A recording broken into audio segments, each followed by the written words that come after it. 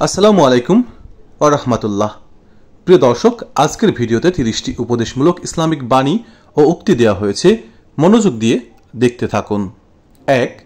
পড়ো তোমার প্রভুর নামে যিনি তোমাকে সৃষ্টি করেছেন। আল কোরআন। 2. আমি আমার পিছনে দুটি জিনিস রেখে যাচ্ছি, কোরআন এবং আমার সুন্নাহ। যদি তোমরা এগুলো মেনে চললে তোমরা কখনো পথভ্রষ্ট হবে না। আল হাদিস। 3. নিশ্চয়ই আল্লাহ সর্বোত্তম পরিকল্পনাকারী। আল কোরআন। 4. আমার জন্য আল্লাহই যথেষ্ট এবং তিনি উত্তম পরিকল্পনাকারী এবং সাহায্যকারী। আল কোরআন। 5. অহংকার হচ্ছে সত্যকে উপেক্ষা করা এবং মানুষকে তুচ্ছ তাচ্ছিল্য করা। 6. সৎ গুণ দেখে শাসক নির্বাচন করো। 7. নিশ্চয়ই মানুষ ক্ষতির মধ্যে নিমজ্জিত, তবে তারা ব্যতীত যারা ধৈর্য ধারণ করে, সৎ কাজের আদেশ প্রদান করে এবং অসৎ পথ থেকে বিরত থাকে।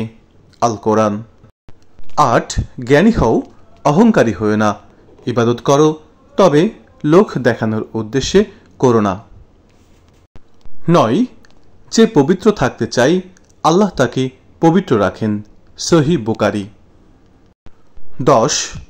দুনিয়ার জীবন ক্রীড়া ও কৌতুক ব্যতীত অন্য কিছু নয়, পরকালের জীবনের মুমিনদের জন্য শ্রেষ্ঠ।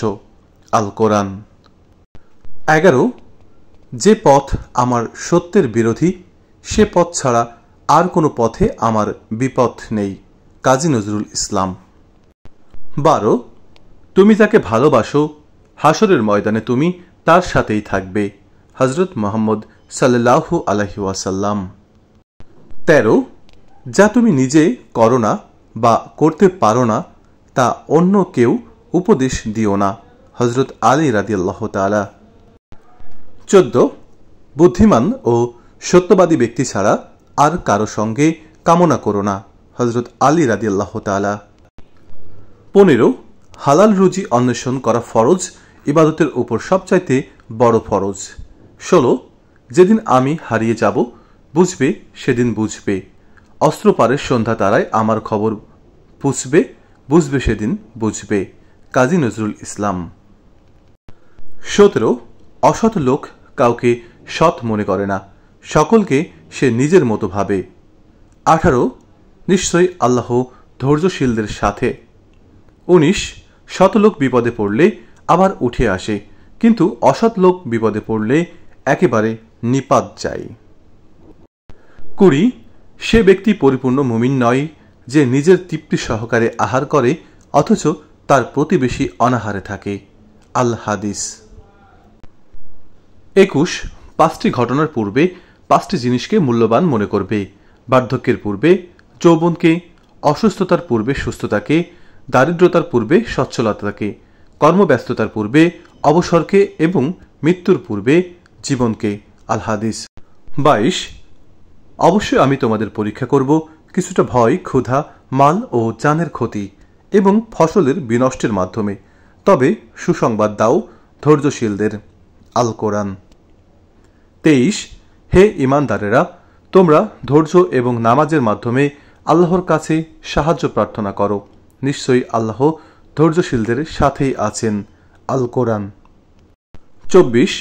নিজেই প্রতিশোধ নিও না, আল্লাহর জন্য অপেক্ষা করো, তাহলে তিনি তোমাকে রক্ষা করবেন।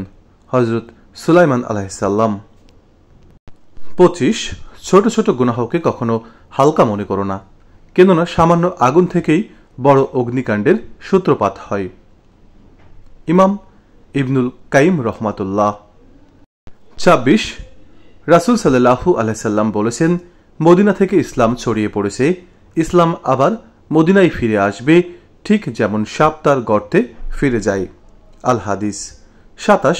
সুতরাং হৃদয় হারাবেন না এবং হতাশ হবেন না, কারণ আপনি যদি বিশ্বাসে সত্য হন তবে আপনি শ্রেষ্ঠ হবেন। 28. নিচু মনের মানুষের প্রধান হাতিয়ার হচ্ছে অশ্লীল বাক্য। 29.